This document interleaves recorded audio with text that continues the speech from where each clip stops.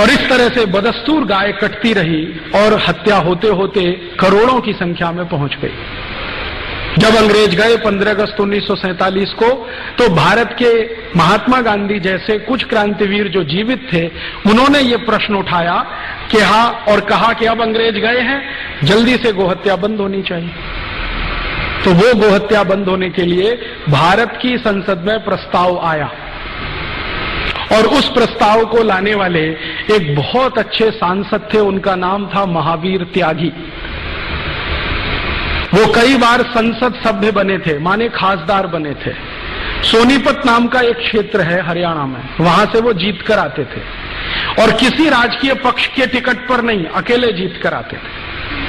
महावीर त्यागी जी के बारे में कहा जाता है कि जब वो संसद में खड़े होकर भाषण दिया करते थे, तो पंडित जवाहरलाल नेहरू सारे काम छोड़कर उनका भाषण सुना करते थे, क्योंकि वो सरकार की इतनी खिंचाई करते थे, तो उसका जवाब कैसे देना है संसद में, ये नेहरू जी के लिए मुश्किल हो जाता था। तो नेहरू जी सब काम छोड़कर महावीर त्यागी जी का भाषण सुनते। महावीर त्यागी जी ने सबसे पहले याद दिलाया कि देखो, अंग्रेज अब चले गए, हमारी सरकार आ गई, अब गोहत्या बंद करने के लिए कानून बनाओ। तो संसद में प्रस्ताव आया, उस पर बहस हुई। महावीर त्यागी जी ने एक बहुत बड़ा काम किया कि अंग्रेजों की ये जो राजनीति थी हिंदू मुसलमानों को बांटने की, गाय के प्रश्न पर, उसके सारे डॉक्यूमेंट्स पार्लियामेंट में उन्होंने डिस्ट्रीब्यूट किए कि देखो असलियत ये है, कोई मुसलमान गाय का मांस ज्यादा नहीं खाता, और कोई मुसलमान गाय को कटवाना भी पसंद नहीं करता। ये तो अंग्रेजों की चाल है हमको आपस में लड़ाने की और बर्बाद करने की। तो ये चाल को समझकर मुस्लिम खासदारों ने भी समर्थन किया कि हाँ, गोरक्षा होनी चाहिए। विधेयक आने का समय आया। विधेयक के समय पर आप जानते हैं संसद का नियम यह है कि बहस जब पूरी हो जाती है तो वोट लिया जाता है, कौन किसके समर्थन में है। तो इस पर वोट का समय आया। वोट के समय में एक दिन पहले ये तय हो गया था कि भारत की संसद के मैक्सिमम एमपीज, सबसे ज्यादा खासदार गोरक्षा के समर्थन में हैं, और मुश्किल से कुछ एमपीज जिनकी संख्या 10 भी नहीं थी, वो गोरक्षा के विरोध में हैं। तो 10 एक तरफ हैं, बाकी एक तरफ हैं, तो इसका माने प्रस्ताव पारित होना है। अगले दिन जिस दिन ये वोट के लिए आया, तो पंडित नेहरू ने कहा कि मुझे कुछ कहना वोट से पहले। क्या कहना है जी? पूरे संसद की निगाहें नेहरू जी की तरफ। नेहरू जी ने कहा कि अगर गोरक्षा का प्रस्ताव पारित हुआ तो मैं इस्तीफा दे दूंगा। ये बात मुझे इसलिए कहनी पड़ी कि मेरे दोस्त संदीप ने नेहरू जी का कोट किया है। कई बार हमें धोखा हो जाता है, चेहरा कुछ होता है, असलियत कुछ होती है। हमारे देश में अभी थोड़े दिन पहले से एक बहुत बड़ा मामला आया है सामने, बहुत गंभीर मामला है। वो अगर राजनीतिक लोग उसको थोड़ा बाजू में रख दें तो भी देश के लिए बहुत गंभीर मामला है। गंभीर मामला ये है कि रूस की खुफिया एजेंसी केजीबी के एक बहुत बड़े ऑफिसर ने एक दस्तावेज आधारित किताब लिखी है, जिसमें उसने नाम लेके कोट किया है कि भारत के कौन कौन प्रधानमंत्री, कौन कौन मंत्री रूस से पैसा लेते रहे और रूस के समर्थन में इस देश में कानून बनाते रहे। उस किताब में मित्रोखिन नाम का वो ऑफिसर है, उसने लिखा है कि भारत में प्रधानमंत्रियों का मुखौटा कुछ होता है, कार्य कुछ होता है। ये बात आपको समझ में आए इसलिए मैंने सुना है कि नेहरू जी आजादी के पहले भाषण दे रहे हैं कि कत्ल खानों के सामने से गुजरता हूं तो मुझे घिन आती है, 1 मिनट में खड़ा नहीं रह सकता, चील कौए मंडराते हैं, मेरी आत्मा मुझे कचोटती है। प्रधानमंत्री बनने के बाद जब गोरक्षा का प्रस्ताव आता है तो वही नेहरू जी कहते हैं कि प्रस्ताव पारित हुआ तो मैं इस्तीफा दे दूंगा। क्यों?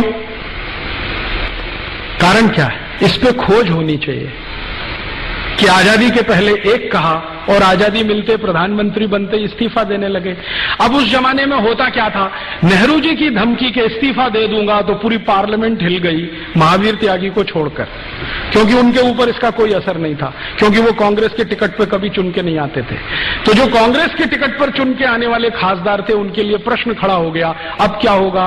नेहरू जी इस्तीफा दे देंगे, सरकार चली जाएगी, पता नहीं दोबारा जीत के आएंगे कि नहीं आएंगे, मंत्रिमंडल में स्थान मिलेगा कि नहीं मिलेगा।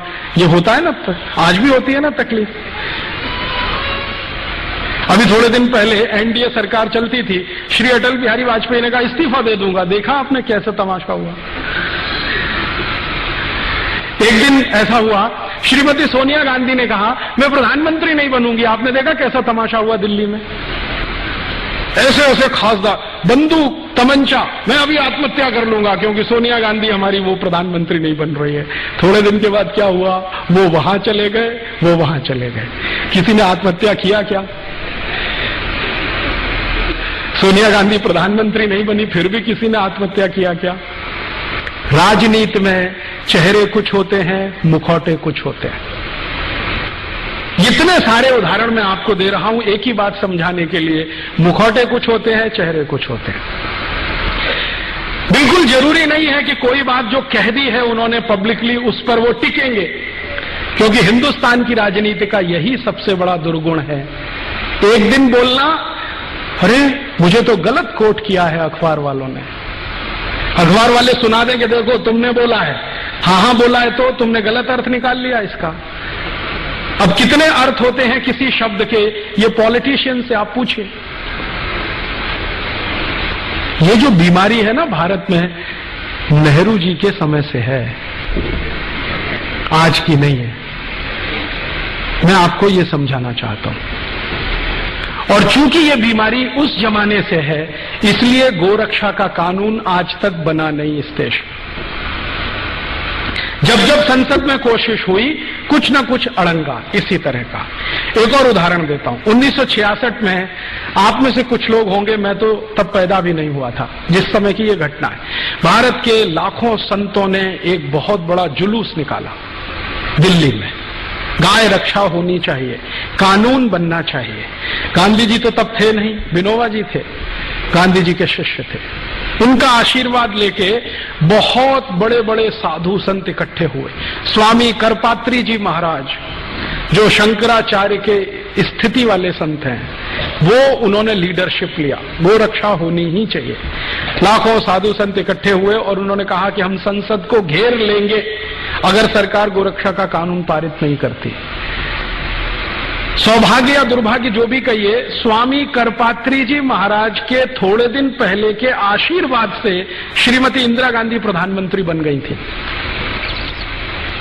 तो स्वामी करपात्री जी को लगता था कि इसको तो आशीर्वाद मैंने दिया है, अब ये कैसे मना करेगी मेरे काम को। स्वामी जी को मालूम नहीं था चेहरे कुछ होते हैं, मुखौटे कुछ होते हैं। अच्छा, विनोबा जी ने भी आशीर्वाद दिया था, आपको मालूम है, श्रीमती इंदिरा गांधी को। इंदिरा गांधी जब प्रधानमंत्री बनी थी तो उनकी पॉलिटिकल पोजीशन बहुत कमजोर थी। उनके सामने जो टक्कर में थे ना, वो बहुत पावरफुल लीडर थे। निजलिंगप्पा बहुत पावरफुल आदमी थे। पूरा दक्षिण भारत उनके समर्थन में खड़ा था और तय था कि ये प्राइम मिनिस्टर बनेंगे। निजलिंगप्पा को अड़ंगी लगाकर श्रीमती गांधी प्रधानमंत्री बनी थी। तो बहुत सारे संतों से आशीर्वाद लिया था, तो करपात्री जी ने भी दे दिया, विनोबा जी ने भी दे दिया। अब प्रधानमंत्री बनते ही याद दिलाया विनोबा जी ने, वो काम करो ना मेरा, वो हत्या बंद करने के लिए कानून लाओ। तो कहा बाबा अभी थोड़े दिन संभालने तो दो। तो बाबा ने कहा कितना दिन लगेगा संभालने में। तो दिन बीतते गए और करपात्री जी महाराज का धैर्य चुक गया, तो उन्होंने एक बहुत बड़ा जुलूस निकाल दिया। सरकार को घेरना है, संसद को कॉर्डन कर देना है, कोई अंदर जाएगा नहीं, कोई बाहर आएगा नहीं जब तक गोहत्या बंद नहीं होती। आप जानते हैं क्या हुआ? जिन करपात्री जी महाराज के आशीर्वाद से श्रीमती गांधी प्रधानमंत्री बनी थी, उन्हीं के ऊपर श्रीमती गांधी ने गोली चलवाई। और एक नहीं, सैकड़ों साधु उसमें मर गए। लेकिन गो हत्या नहीं रुकी, वो वैसे ही चली। उसके बाद स्वामी करपात्री जी ने, उनके शिष्य बताते हैं, मैंने कभी उनसे सीधे बात नहीं की, स्वामी करपात्री जी ने श्राप दे दिया। और वो ये कहते हैं कि उसी श्राप का दुष्परिणाम है कि जिस तरह से श्रीमती गांधी ने गोलियां चलवाकर मरवाया था गोरक्षा भक्तों को, उसी तरह से श्रीमती गांधी मारी गई।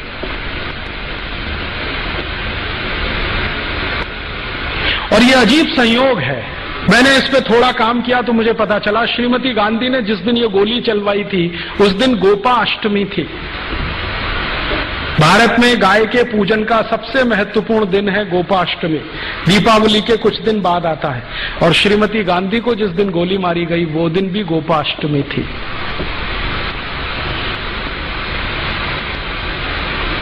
ये सब हुआ, लेकिन गो हत्या नहीं रुकी। विनोबा भावे जिन्होंने आशीर्वाद दिया था श्रीमती गांधी को, वो जीवन के अंतिम दिनों में डिप्रेशन में चले गए। इतने डिप्रेशन में चले गए कि उन्होंने आत्महत्या कर ली, खाना पीना छोड़ दिया। जैन संतों की भाषा में कहूं तो संथारा ले लिया, और कॉन्स्टिट्यूशन की भाषा में कहूं तो आत्महत्या कर ली। इतने डिप्रेशन में गए विनोबा जी। और विनोबा जी बार बार एक प्रश्न पूछते थे कि मैं कोई बहुत बड़ी मांग नहीं कर रहा हूं, एक छोटी सी मांग है कि गाय का कत्ल बंद करा दो। कोई बहुत बड़ी मांग नहीं है, संसद के सब सदस्य मानते हैं, मेजॉरिटी संसद इसके साथ में है। और उन्होंने कहा कि गाय का कत्ल बंद हो जाए तो ये देवनार कत्ल खाना बंद हो जाए जो मुंबई में चलता है, जिसमें 26,000 जानवर आज रोज कट रहे हैं, उस समय 11,000 कटते थे। छोटा सा प्रश्न था, नहीं हुआ और वो वहीं छूट गया। उसके बाद अभी थोड़े दिन पहले जब एनडीए सरकार आई तो बड़ी मुश्किल से एक बिल तैयार करके संसद में पेश किया गया कि गाय की हत्या तुरंत रुकनी चाहिए, कानून तुरंत बनना चाहिए। सवेरे बिल पेश किया गया, शाम को वापस ले लिया। श्रीमान अटल बिहारी वाजपेयी की सरकार ने सवेरे विधेयक पेश किया सरकार की तरफ से, शाम को वापस ले लिया, ये कहते हुए कि इस पे बाद में बहस होगी। मैं आपको ये सुनाकर क्या कहना चाहता हूं, हिंदुस्तान में गाय का कत्ल बंद हो जाए ये हमारी सद इच्छा है, लेकिन गाय का कत्ल चलता रहे उसके लिए कोई बहुत बड़ा षड्यंत्र है, वो समझना जरूरी है। हमारी तो सदिच्छा है कि गाय का कत्ल नहीं होना चाहिए, लेकिन कोई बहुत बड़ा षड्यंत्र है इस देश में जो गाय के कत्ल को लगातार चालू रखना चाहता है। जब भी संसद में इस तरह की बहस होती है, कुछ न कुछ इस तरह के सवाल खड़े हो जाते हैं। एक दिन तो मैं खुद संसद की दर्शक दीर्घा में था, उस दिन बहस हो रही थी इसी गोरक्षा के प्रश्न पर। मैं गया था कि आज देखें सांसद कौन किस समर्थन में है, कौन किस पक्ष में है। सारे सांसद एक बाजू में स्वर से बोल रहे हैं कि गोरक्षा होनी चाहिए। मुस्लिम सांसद जीएम बनात वाला ने कहा कि अगर बिल पास होता है तो पहला वोट मेरा, गोरक्षा के समर्थन में। उनके साथ दूसरे मुस्लिम सांसद खड़े हो गए, हमारी आपत्ति नहीं है, आप कानून बनाइए। अभी एक महिला खड़ी हो गई, उसका नाम है सुश्री ममता बनर्जी। उसने कहा गाय का मांस खाना मेरा मौलिक अधिकार है, उसका क्या होगा?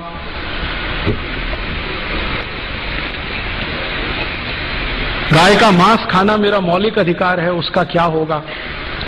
और ममता बनर्जी ने सुप्रीम कोर्ट के एक डिसीजन को कोट करके बोलना शुरू किया कि कोई कसाई गाय का कत्ल करता है, ये उसका मौलिक अधिकार है, उसका क्या होगा? ये सुप्रीम कोर्ट का जजमेंट है। तो मामला कहां बिल्कुल होते होते फिर फिसल गया। इसी तरह से एक बार और हुआ, हमारी संसद में सब तय हो गया कि गोरक्षा का बिल पास ही हो जाना चाहिए, सब हो जाना चाहिए। एक महामहिम भारत देश में राष्ट्रपति पद का चुनाव लड़े हुए एक व्यक्ति जी सोयल खड़े हो गए कि मैं गाय का मांस खाता हूं, मेरा क्या होगा? तो मैंने उनको एक खत लिखा था जिसका जवाब उन्होंने नहीं दिया। मैंने कहा आप गाय का मांस खाते रहिए अपने घर में काट के, ये कत्ल खाने तो बंद होने दीजिए। आपको गाय का मांस खाना है, आप अपने घर में कत्ल करिए, काटिए उसे, खाइए। आप में हिम्मत है तो अपने घर में गाय को काटिए, खाइए। आपकी बीवी बच्चे भी आपको देखें उसको काटते हुए, खाते हुए, पड़ोसी भी देखें आपको काटते हुए, और अगली बार आप राष्ट्रपति पद का चुनाव लड़ें तो सबको पता तो चले कि ऐसा व्यक्ति इस देश में राष्ट्रपति बनना चाहता है। जवाब नहीं दिया उसके बाद, क्योंकि इस तर्क में क्या बुराई है? आपको गाय का मांस खाना है, ठीक है, खाइए ना, घर में काटिए, खाइए। ये कत्ल खाने क्यों चाहिए आपको? ये तो आपके मांस की सप्लाई नहीं करते, ये तो एक्सपोर्ट करते हैं सबका सब। आप खाना है तो घर में काट के खाइए। उसके बाद बंद हो जाती है सारी बहस। पिछले आजादी के 58-59 सालों में संसद में 4 बार गंभीरता से गोरक्षा पर बहस हुई है, प्रस्ताव पारित होने तक आया है, वोट करने तक नौबत आई है, लेकिन किसी न किसी कारण से वो अटकता गया है। कभी पंडित नेहरू के इस्तीफा देने की धमकी के कारण, कभी हमारे देश में सुश्री ममता बनर्जी जैसे खासदारों के ये कहने के कारण कि मैं गाय का मांस खाती हूं, मेरे मौलिक अधिकार का क्या होगा, कभी जीजी स्वेल के कारण, और कभी सवेरे विधेयक पेश किया और शाम को बहस करेंगे दोबारा, ये श्री अटल बिहारी वाजपेयी के बयान के कारण हर बार ये हुआ है।